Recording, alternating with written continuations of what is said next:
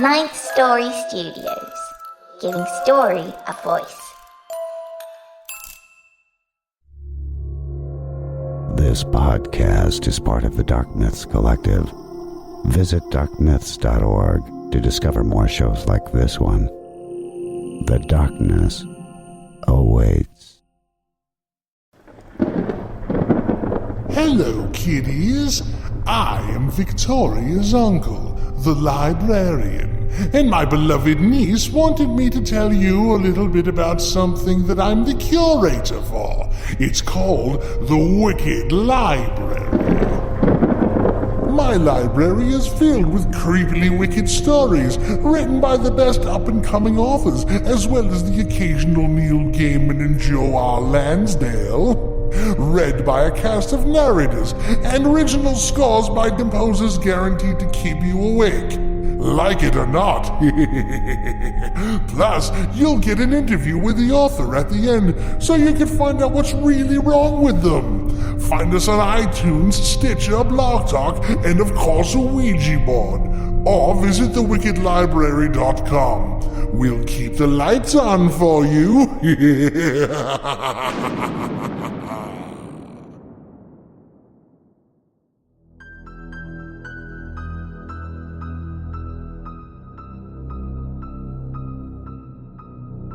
Hi, this is Nelson W. Pyles, and I'm the author of today's story, Victoria's Gift. If you like the story, you can find more of my work at nelsonwpyles.com. My latest novel, Spiders and the Daffodils, is available now at amazon.com. Find more episodes of The Lift at victoriaslift.com. Thank you all very much for listening. Merry Christmas.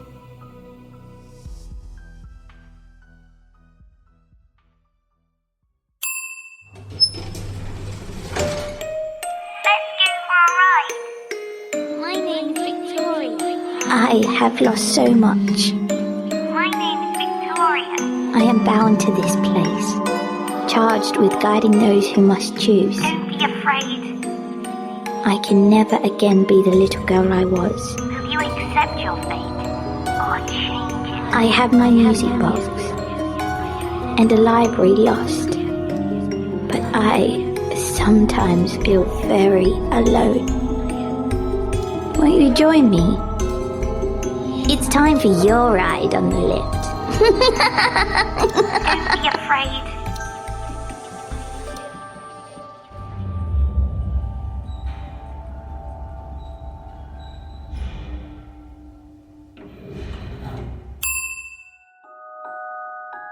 Victoria was excited as she padded down the hallway on the 9th floor. She had patiently waited for the small, heavy box she held in her hands. It was a gift she had asked her friend Nicola Tesla to make, a music box. Not like hers, but something special and different, quite like the person for which it was intended. She picked a random door and set the box down as if it were a small porcelain doll. It made a faint tinkling sound, which made her giggle. Earlier she had tried skipping with it, but it was a lot heavier than it looked, and she nearly dropped it. She reached into her dress pocket and pulled out a key. Victoria put it into the door's lock and turned. The lock disengaged with a loud click. She giggled and returned the key to her pocket. She opened the door and picked up the box.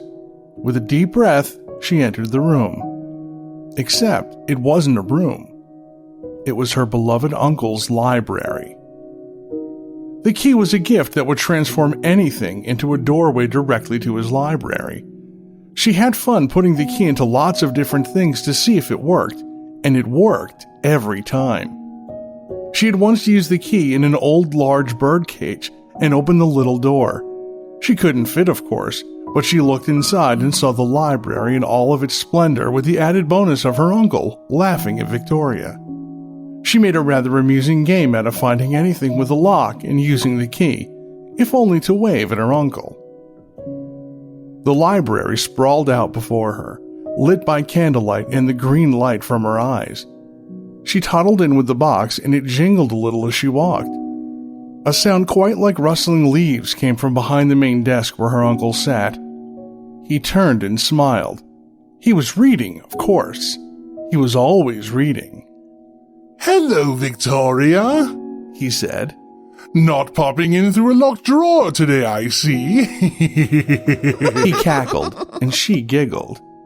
Hello, Uncle, She said. Happy Christmas Eve. It certainly is now. He said, standing and placing his book on the counter. What have you got there? Your eyes are all glowy. She beamed, and her eyes burned brighter. I've got you a present. Did you? The librarian seemed to smile bigger, which was a feat, as his skinless face always had a rictus smile permanently planted across his maw. How very thoughtful of you, my dear, and quite unnecessary. I know. She said, placing the box atop the counter, then climbing up herself to hug the man she called Uncle. She wrapped her arms around his neck as he swept her up in his arms and laughed. Sweet girl, He said softly. you're the best niece in this world or any other. She squeezed his neck until she heard a small crack, and he laughed. Let's not break Uncle's neck, shall we? He said, and set her down on the counter. Well, what have you brought me this Christmas Eve? I asked my friend Nicola to make you something. She said. You gave me a special key for when I get lonely, so I wanted to give you something special in case you get lonely. Well, it's hard to be lonely with you popping up in the most curious of places, He said. Shall I open it? Oh yes, Uncle, please. She said, and did a little excited jump. The librarian picked up the box and shook it carefully. It made a jingling noise. Not a pony. He said, sounding disappointed.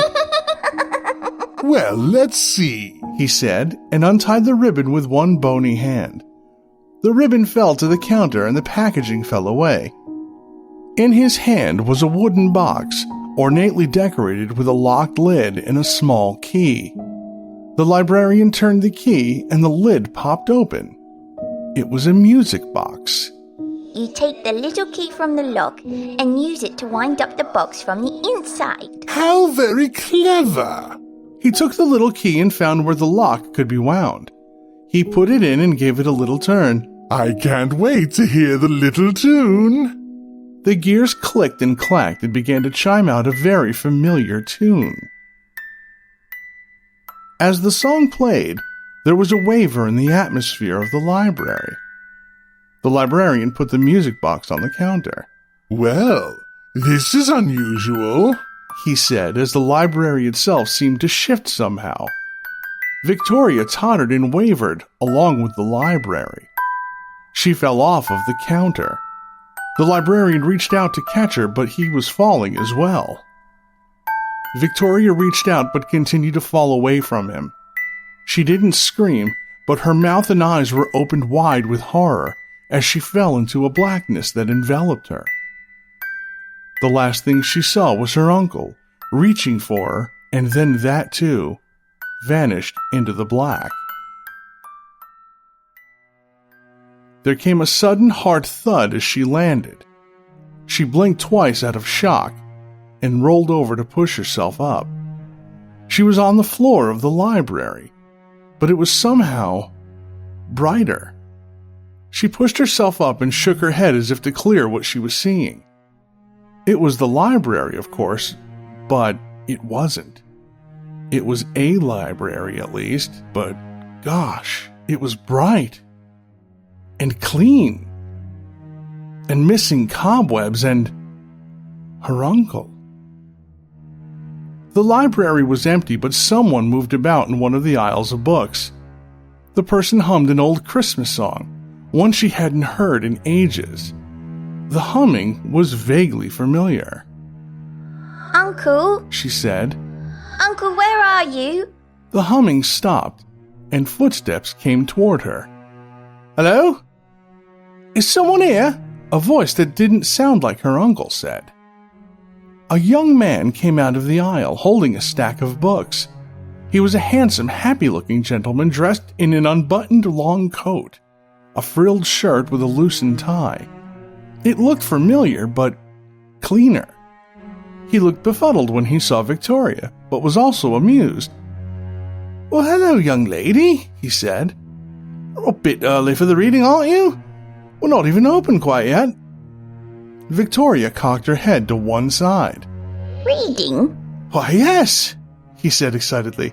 I'm reading from Dickens this evening, A Christmas Carol, wonderful story, ghosts and such, something I'm trying out.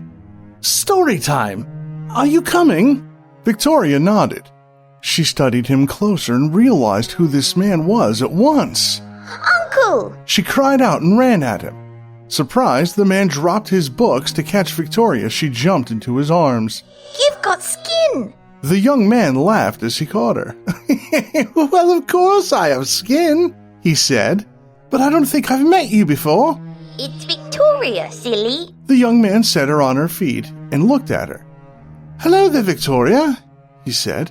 My name's Phineas. I'm the librarian here, and if I were your uncle, I dare say I'd be a very lucky one indeed. But you are my uncle, she said. I just gave you a music box. You played a song and then, well, this happened. What music box? Victoria turned to look at the counter, but the box was gone. Oh dear. She walked to the counter to see if it perhaps fell during the wavering. Is something wrong? Well, there was a box my friend Nicola made for you, quite like mine. Except my music box never did anything like this. Like what? He said, very confused. She frowned. This is you. How you were. Were? My dear girl, I'm afraid I'm always like this. Victoria regarded the library again. It was the exact same library she'd just been in with her uncle, except... It's not the exact one, so something in the music box brought me to a different point in the library. A different point? Phineas asked. What do you mean? Sorry, Uncle. I'm sorting through this. So, it's Christmas Eve? Yes, it is. Very special one, too, he said, smiling. I'm going to ask my beloved to marry me. Victoria's face fell. It was that Christmas Eve. We need to find that music box, Uncle, she said, and went behind the counter. Are you all right? He asked, joining her behind the counter. You've gone pale, girl. Victoria got on her knees and looked for the music box, finding nothing. You don't understand. This is the day. Yes, it certainly is, he said. I never thought I'd be in love, much less have someone fall in love with me. I'm very excited. No. This is going to be a very bad day for you. How so? He asked. Victoria faced him and pouted.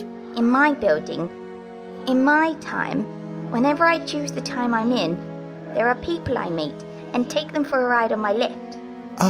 What's a lift? He asked. Never mind that, she snapped. I'm talking. I take people on my lift and they get a choice. What sort of choice? I show them things of their lives. The choices they've made. What choices they could still make. Well, that's very imaginative, he said, smiling. I think I have made very good choices, though, and this one to come, well, it makes me smile. Victoria was mortified. She knew what was going to happen. Her uncle had told her how he'd become the librarian so long ago. He was killed in his library by a jealous suitor of the woman he was going to marry. As he burned to death, he transformed to become, well, her uncle. The uncle she knew and loved, a grisly specter and what he called an agent of chaos. But he was her uncle, the only one whom she could identify in all the universe, the only one who loved her as much as she loved him. But now here he was, her uncle before he was her uncle. A sweet young man in love and about to be killed, robbed of his true love, his life, his happiness. And now, she was about to give him something he didn't have before today. A choice. And even worse, a choice that would take her beloved uncle away from her. It's about choices, Phineas. What sort of choices? One choice. It could change your entire future. I don't understand, he said. My choice is quite clear. Why would I choose anything other than her. Victoria frowned. She walked to a door and opened it, expecting the door to her lift to be there, waiting like the good lift that it was. Except it wasn't there. This wasn't like anything she'd encountered before, and she didn't understand how to deal with it. The rules of her building weren't applying, and she was becoming cross. She slammed the door. "Victoria," Phineas called. "That's a closet." She whirled around. Indeed it is, She said.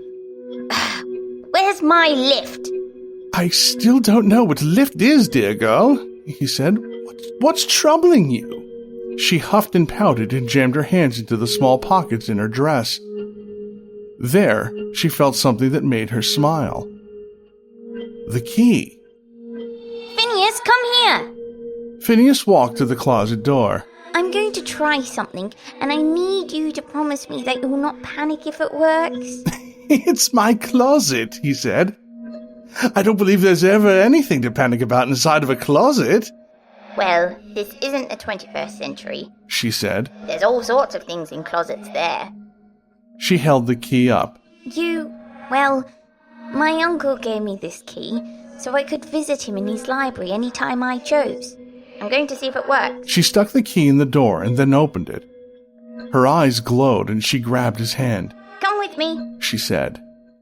Victoria felt Phineas squeeze her hand as he followed her into the closet. Victoria led Phineas into the library from seemingly the other end of it. It looked like the library she knew, the one she had come to love. She felt better, but she also felt Phineas squeeze her hand. "Victoria," he said shakily, "where are we?" The library, she said. There's someone I'd like you to meet. What library?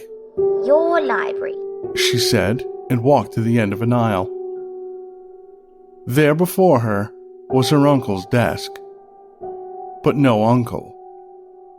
Phineas let go of her hand. "What devilry is this?" he said. "This is not my library. Where am I?"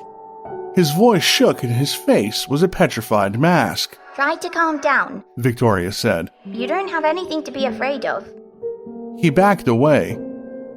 "Why are your eyes glowing?" he said, backing up. What are you?" Victoria looked frantically around the library for the librarian. Her librarian. Uncle! "I am not your uncle!" Phineas yelled. She heard a single note from behind the librarian's desk. It was the music box. She ran behind the desk and found it, knocked over and closed. She picked it up and tried to open the lid, but it was locked. She looked for the little key, but it was gone. "Oh, fiddlesticks," she said. She put the music box on the counter and did something she hadn't done in a very long time. She cried.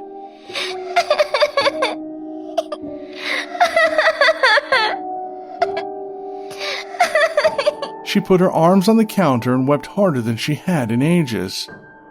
A hand patted her on the head. She looked up and saw Phineas. His face was still confused and frightened, but also filled with compassion and concern. "Are you all right?" "No, I am not. I miss my uncle, and I may have done something very wrong." "Well, I don't know where we are, but this is where he usually is, yes?" "Always," she said.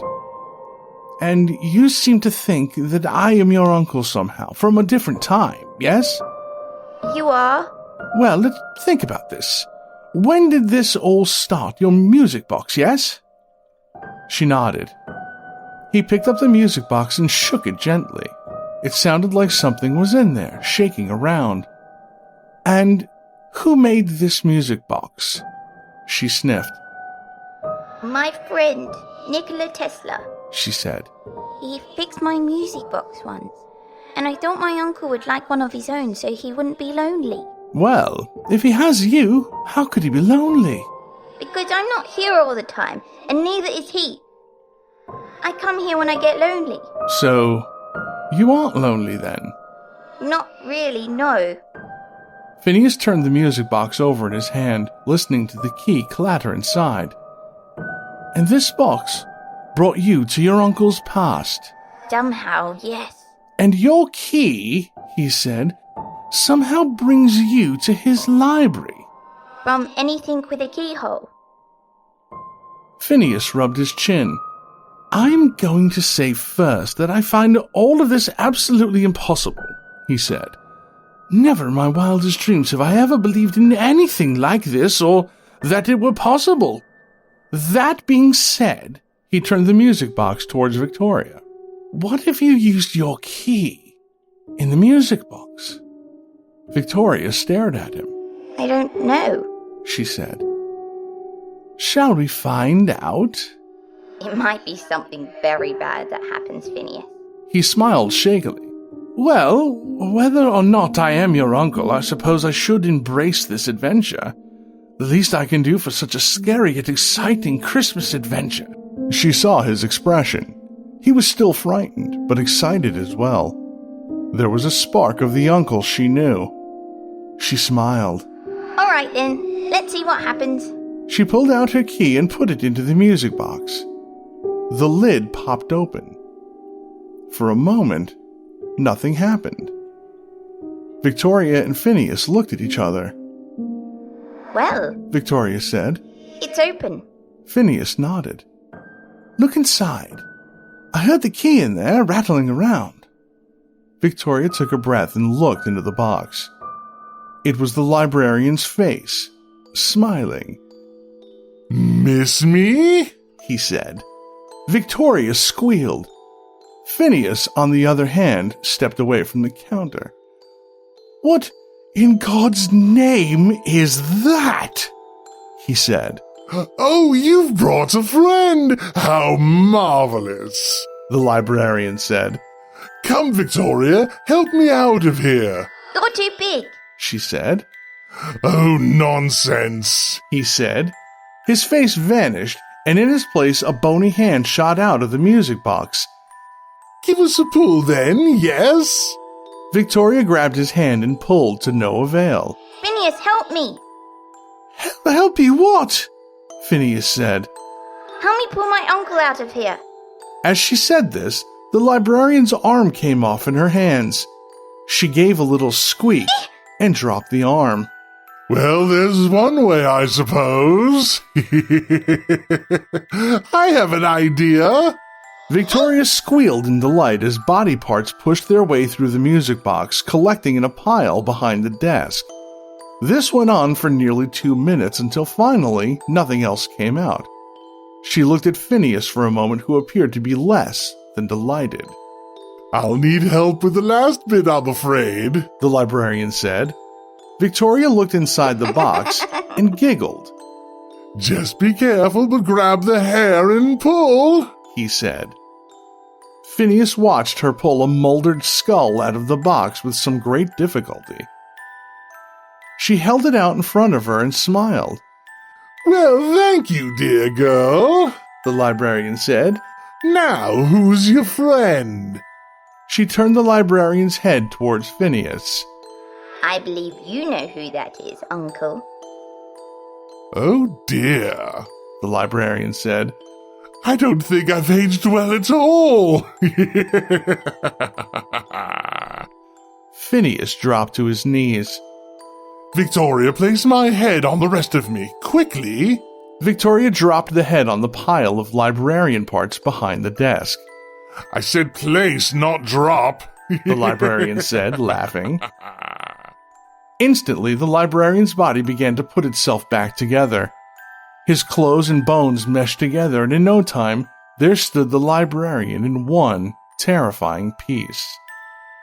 Victoria was absolutely delighted and jumped into his arms. I was so worried about you. There, said the librarian. All better now. He set her down and regarded their guest. Phineas was still on his knees with his mouth open. The librarian walked around the counter and over to Phineas. You don't have to be afraid, the librarian said. You're among friends. Phineas looked up slowly, stood. The two librarians regarded each other. I understand that I'm apparently you, Phineas said carefully. Not exactly, the librarian said. I was you. You eventually become me. Phineas felt his knees buckle and he struggled to remain standing. It took him a moment, but he managed to speak. But how does that happen? Phineas asked. The librarian sighed. Very sadly, I'm afraid. Phineas blinked repeatedly. Victoria came over to the two of them. Uncles? She said, and then found she couldn't think of something to say. You were going to give him a choice, weren't you? The librarian asked. Yes, She said. I was going to, even though I knew what that would mean. A choice? Phineas asked. Yes, a choice, The librarian said. You see, Victoria's a very special girl. Sometimes she helps those doomed souls make a choice that would bring them around to something that might be better for them, you see? Folks like you, it seems. Is that right? Victoria nodded and said, Something like that. The librarian continued. A choice for you would accomplish that, rather nicely, I would add, but at great cost, it seems, to dear Victoria. What kind of choice? Phineas asked. I'm so very confused. Victoria looked up at Phineas. It seems the choice would be for you to continue in what you've planned for your Christmas Eve, or drastically change your plan to avoid... She couldn't finish. To avoid becoming me, The librarian finished. There is something that you're leaving out of this, though, Phineas said. There's a very important part you are not telling me. That seems to be the part that would sway my decision, yes? Victoria alone nodded. He is entitled to know, Victoria, The librarian said. Victoria's head fell. I die or something, Phineas said. Oh, something horrible happens to Penelope, is that it? The mention of her name seemed to ignite the librarian. I honestly never found out what happened to her after... He stopped. After what happens to us. Phineas turned to Victoria. But you know, don't you? Victoria looked up at him and then at the librarian. Well? The librarian asked. Do you know? I do, She said. I don't care what happens to me, but is she all right? Phineas asked. If anyone hurt her, I'd like to know. I agree, The librarian said. Victoria gazed at them. So very different, so very much the same. Her uncles. She suddenly had an idea. Uncles, would you pardon me for a moment? With that, she ran down an aisle. A door opened and shut. The two librarians looked at each other. Cheeky girl, The librarian said. Quite, said Phineas. Victoria came back into the library with her music box and set it down next to the one she had given to the librarian. I don't know that this will work, She said. but if it does, then we'll have something interesting. Phineas and the librarian went to the counter to see what she was about to do. She took the key for each music box in hand and simultaneously gave each one a crank. Both music boxes played together. At first, the sound was cacophonous, but after a moment, they played together with a tune she had never heard before. Quickly, uncles, hold my hands. She said, and the two men each took a hand as the library began to waver as it had before.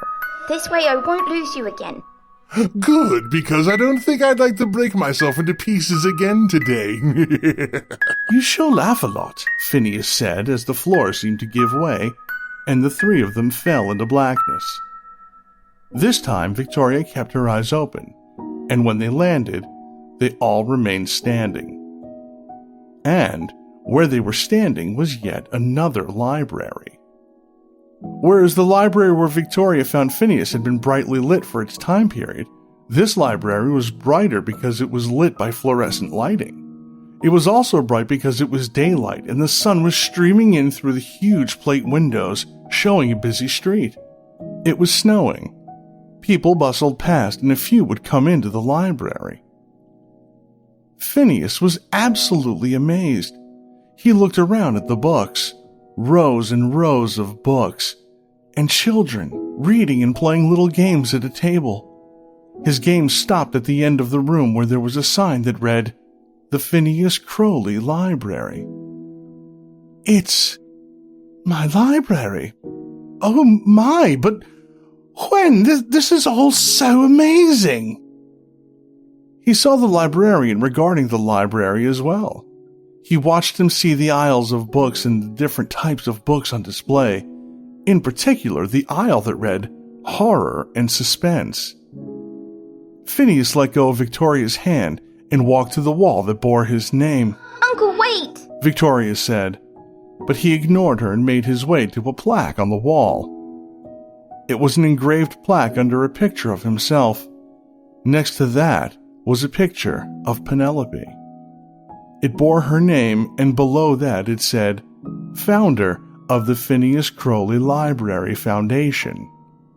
The engraving under the picture showed the date of his passing. It was today. He slumped. "Can I help you, sir?" said a woman. Phineas turned and saw her.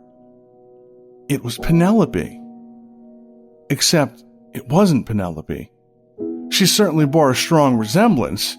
However, the streak of purple in her hair and the ring in her lips suggested that this was indeed not his Penelope. "Sir, can I help you?" she asked. He gulped. Well, I was wondering about these paintings. "Ah, yes," she said, smiling. "An absolutely heartbreaking story, these two." Were they married? She smiled. "Sadly, no," she said. "He was killed when the original library caught fire on Christmas Eve. There was a story that he was going to ask her, that's my great-great-grandmother there, to marry him that night. The legend is that she rebuilt it only for it to explode on the very next Christmas Eve." Oh, my goodness, he said, trying not to cry. "But she rebuilt it again," the girl said. "Grandma Penelope was one determined lady." So she married? "Oh, she married twice. Her first husband died in the second library fire, although it's rumored that the ghost of Phineas was responsible for that one." Really? He said. He looked over at the librarian who was waving. "But the third library stayed. She married the man who helped rebuild it." Were they very much in love? Phineas asked. "Well, according to her diary, she loved him," she said. "but the only true love she ever really had was Phineas. She thought it was important to make sure the world knew what a good, kind man he was, and that one person, above all, loved him more than anything in that world. It's so very sad and beautiful, isn't it?" Phineas was crying, but he was smiling too. "What is your name, young lady?" he asked her. "Penny. I was named after her."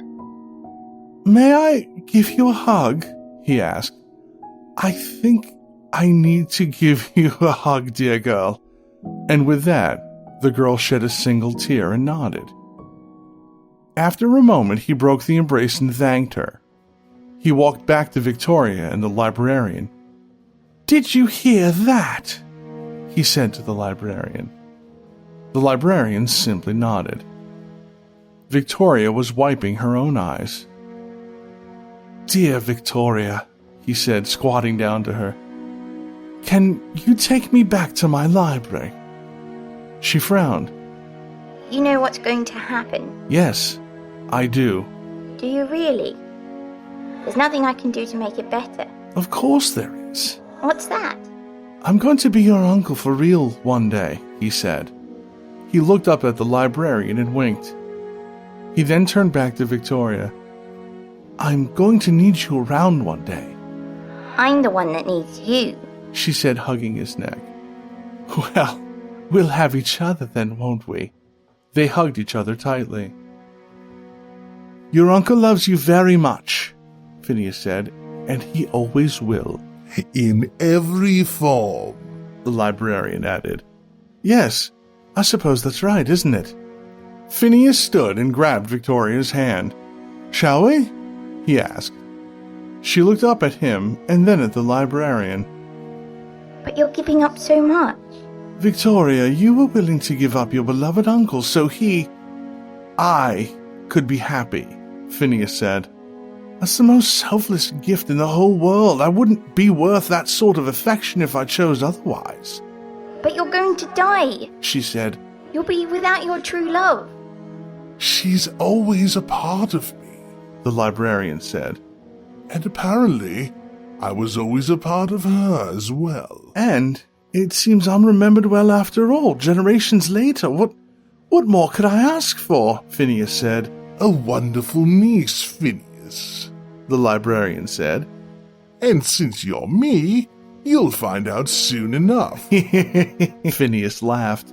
Yes, well, you're going to have to work on the laugh, the librarian said. Victoria, please, take me to my library, Phineas said. I have a reading of Dickens to prepare for. Victoria grabbed both of her uncle's hands and gave them a squeeze.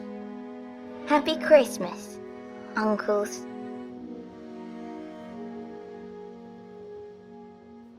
Victoria sat on her uncle's desk and looked sadly at the music box she had gotten for the librarian, and sighed.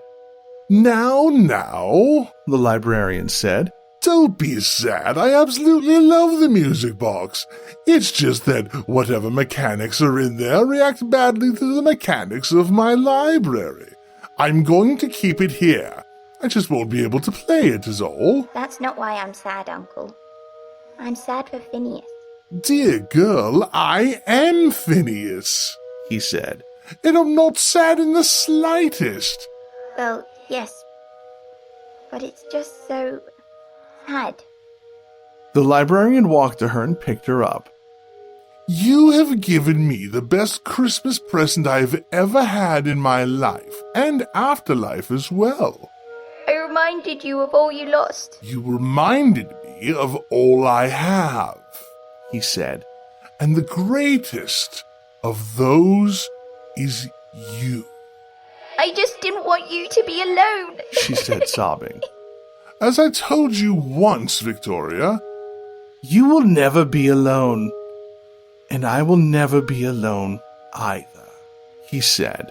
And this time, once again, it was the voice of Phineas softly breaking through.